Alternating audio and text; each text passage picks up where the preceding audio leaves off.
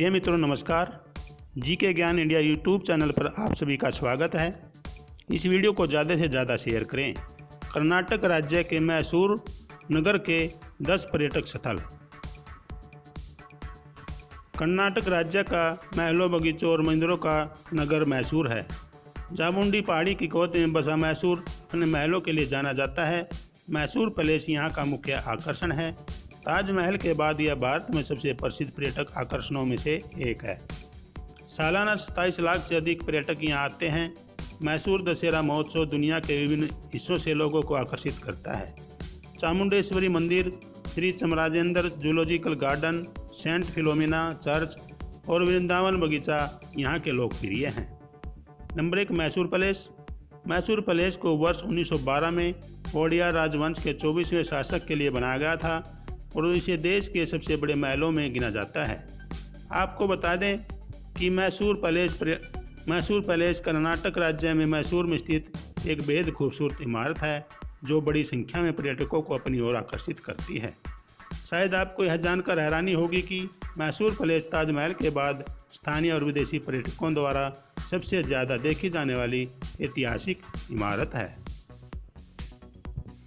Number 2, Vrindavan garden. Vrindavan garden Mysore का एक प्रमुख पर्यटन स्थल है जो कर्नाटक के मंड्या जिले में स्थित है।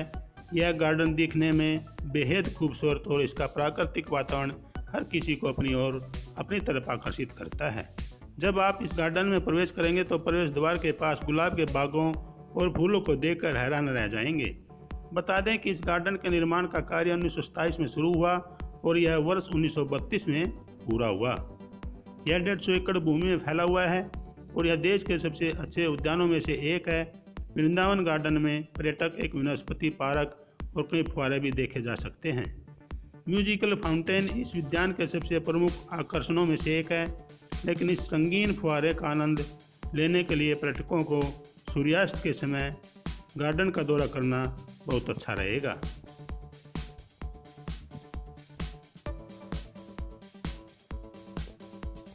Number 3, saint Philomena church. वर्तमान में इस चर्च को सेंट जोसेफ चर्च के नाम से जाना जाता है। वर्ष 1933 में बना यह चर्च भारत के सबसे बड़े चर्चों में से एक है।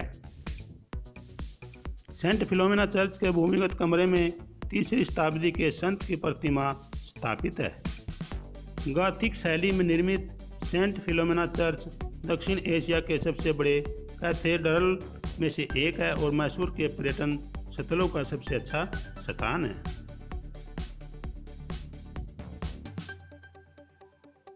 ग्लास से सनी हुई खिड़कियां मसीह के युग की प्रसिद्ध घटनाओं के चित्रों को दर्शाती है।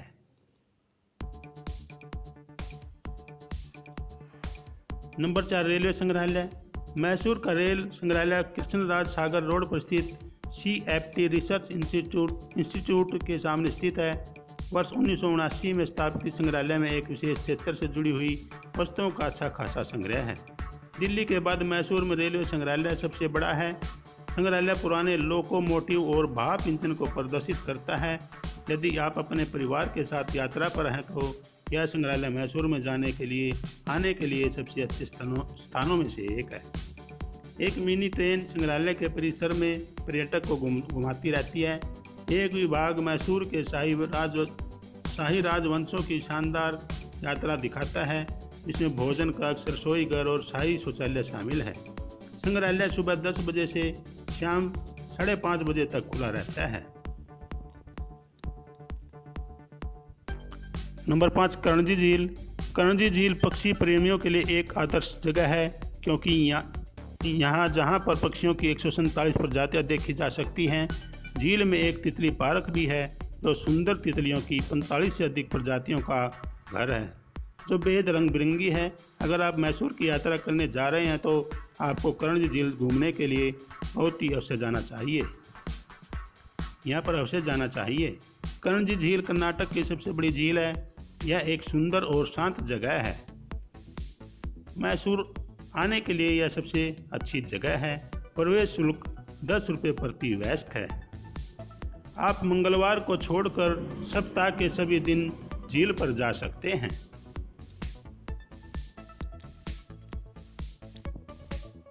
नंबर 6, लोकगीत संग्रहालय। यह मैसूर विश्वविद्यालय के हरे भरे परिदृश्य में स्थित है। पूर्ववर्ती महल समृद्ध वास्तुशिल्प, वैभव और पिछले युग की कलात्मकता के चरम को दर्शाती है। दिलचस्प लोक कला और शिल्प को यहाँ देख सकते हैं। महल एक विश्वविद्यालय परिसर में बदल दिया गया है जो बहुत सुंदर है और मैसूर में यात्रा पर यहाँ जरूर जाना चाहिए। नंबर 7, मैसूर चिड़ियाघर। श्री चामराज राजेंद्र जूलॉजिकल उद्यान मैसूर के प्रमुख दर्शनीय स्थलों में से एक है। मैसूर का चिड़ियाघर विश्व के सबसे पुराने चिड़ियाघरों में से एक है। यह 157 एकड़ क्षेत्र में फैला हुआ है। यह भारत के सबसे पुराने और सबसे प्रसिद्ध चिड़ियाघरों में से एक है।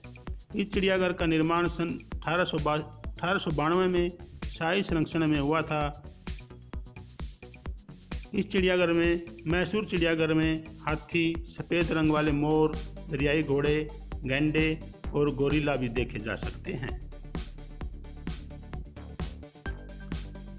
नंबर 8, चामुंडी पहाड़ी। चामुंडेश्वरी मंदिर। चामुंडेश्वरी मंदिर एक प्रसिद्ध मंदिर है जो चामुंडी हिल्स पर 1000 फीट की ऊंचाई पर मैसूर के पूर्वी किनारे पर स्थित है।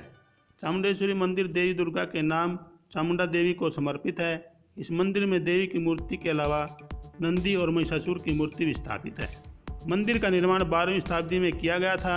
यह मंदिर देवी दुर्गा की राक्षस महिषासुर पर विजय का प्रतीक है।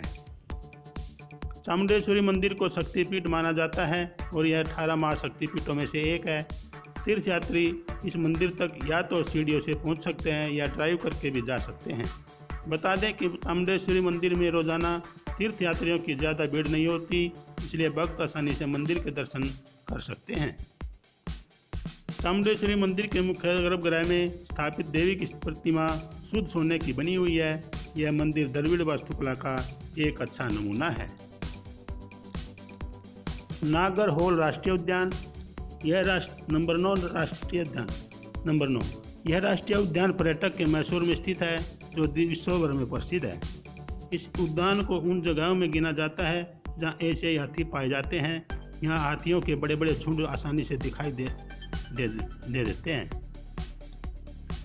उद्यान की स्थापना सन 1955 में गेम सेंचुरी के रूप में हुई थी। सन 1974 में मैसूर के जंगलों को इस उद्यान में शामिल कर इसका क्षेत्र बढ़ा दिया गया और 1988 में से राष्ट्रीय उद्यान का दर्जा दे दिया गया। नंबर 10, जगन महल।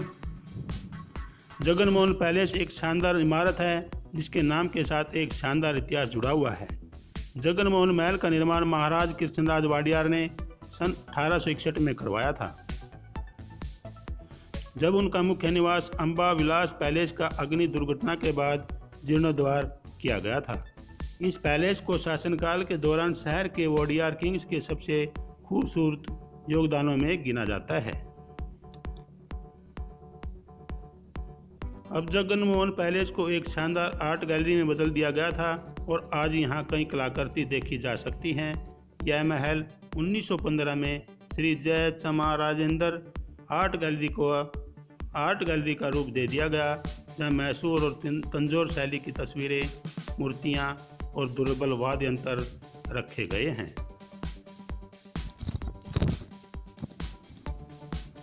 मैसूर जाने का समय है। मैसूर जाने के लिए किस मौसम में जाना चाहिए? मानसून और सर्दियों के समय इस शहर की यात्रा करने का सबसे अच्छा समय है। जुलाई से फरवरी तक मानसून है। सर्दियों के महीनों में यहाँ का मौसम बेहद सुखद होता है। इन महीनों में आप शहर की खूबसूरती देखते हुए दर्शनीय स्थलों की यात्रा कर सकते हैं। गर्मियों का मौसम यहाँ के दर्शनीय स्थलों की यात्रा करने के लिए उचित नहीं है। मैसूर का स्वादिष्ट भोजन। यहाँ घूमने के अलावा आप कई तरह के स्वादिष्ट भोजन का स्वाद भी ले सकते हैं। मैसूर के लोकल फूड में इडली, बड़ा, पूड़ी सागू, बोंडा, खाराबात, उपिथु, उपमा, उत्थापम, पूड़ी, सवीगे बात, मसाला डोसा, पेपर डोसा, खुला डोसा, रवा डोसा, ओनियन डोसा, हरा पालक डोसा, नीर डोसा, ब्राह्मण भोजन, बाजजी, पकौड़ा के अलावा भी खाने की चीज़ें मिल जाएंगी। यहाँ जाने के लिए चारों मार्ग उपलब्ध हैं। सड़क मार्ग। अगर आप सड़क मार्ग द्वारा यात्रा करने जा रहे हैं तो आप बता दें कि मैसूर बंगलोर के दक्षिण पश्चिम की ओर 139 किलोमीटर दूर है। इन दोनों शहरों को जोड़ने वाली सड़कें काफ़ी अच्छी हैं। बेंगलोर से मैसूर तक सड़क मार्ग से जाना एक शानदार अनुभव है और इसमें लगभग 3 घंटे लगेंगे। कर्नाटक सड़क परिवहन निगम का मैसूर में शानदार परिवहन की सुविधा प्रदान करता है। वायु मार्ग, आप वायु मार्ग से भी जा सकते हैं। आप मैसूर की यात्रा हवाई जहाज़ द्वारा करना चाहते हैं तो बता दें कि बेंगलोर हवाई अड्डा यहाँ का प्रमुख हवाई अड्डा है। अगर आप देश के बाहर से यात्रा कर रहे हैं तो इस हवाई अड्डे के लिए फ़्लाइट ले सकते हैं। मैसूर शहर के अंदर एक घरेलू हवाई अड्डा है जो चेन्नई, मुंबई, बेंगलोर, नई दिल्ली और कोलकाता जैसे प्रमुख शहरों से जुड़ा हुआ है।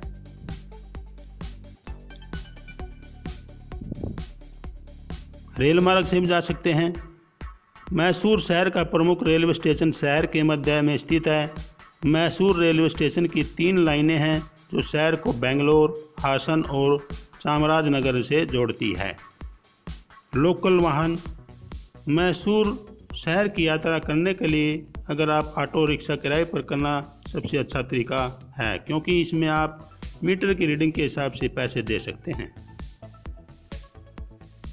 बता दें कि रात में 10 बजे के बाद ऑटो चालक मीटर रीडिंग से 50% अधिक शुल्क लेते हैं, इसलिए आप रात के समय टैक्सी भी किराए पर ले सकते हैं। प्रिय मित्रों, इस वीडियो को ज़्यादा से ज़्यादा शेयर करें और ज़्यादा से ज़्यादा लाइक करें, कमेंट ज़रूर करें। अगर आपको वीडियो अच्छी लगी हो तो कमेंट ज़रूर करें और लाइक करें। आपका बहुत बहुत धन्यवाद, शुक्रिया। जय हिंद, जय भारत।